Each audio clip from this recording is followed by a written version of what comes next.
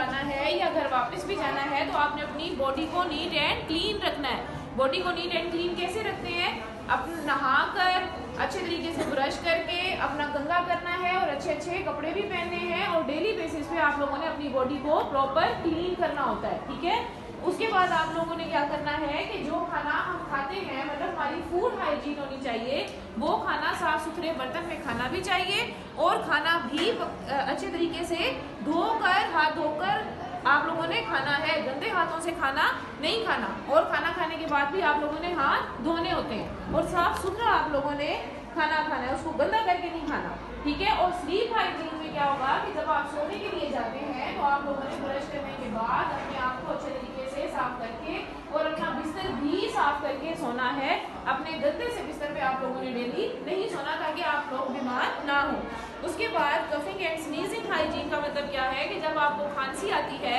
या आपको छींक आती है तो आप लोगों ने, आपको पता है ना कि कफिंग के लिए हम ऐसे हाथ रखते हैं और स्नीजिंग के लिए हम अपने नोज को कवर करते हैं ताकि दूसरों पे वो छींटें ना जाए जो हमारे नाक या मुंह से निकलती हैं। और उसके अलावा बॉडी हाइजीन में आपको पता है आपके नेल्स भी डेली बेसिस पे साफ होने चाहिए ताकि आपके नेल्स में कोई मैल ना फंस जाए।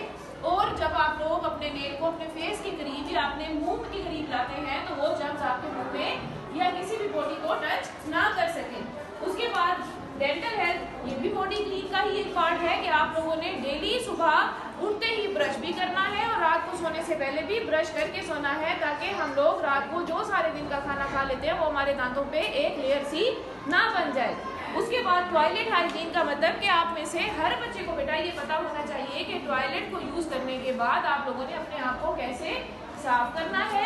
अच्छे तरीके से ताकि हम में से किसी में से भी स्मेल ना आए और हम लोग नाक साफ भी रहें। और उसके बाद आप लोगों ने अपने हैंड्स भी वॉश करने हैं, ठीक है। ये सारी याद रहेंगे आप लोगों को क्या करना है, बॉडी क्लीन रखनी है, फूड क्लीन रखना है, अपने आप को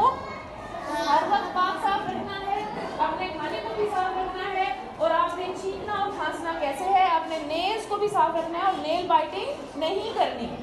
ठीक है। अब आपने ये सारे रूल्स याद भी रखने हैं अपने आप को साफ रखने के और घर में अपने छोटे बहन भाइयों को भी समझाएंगे आप लोग।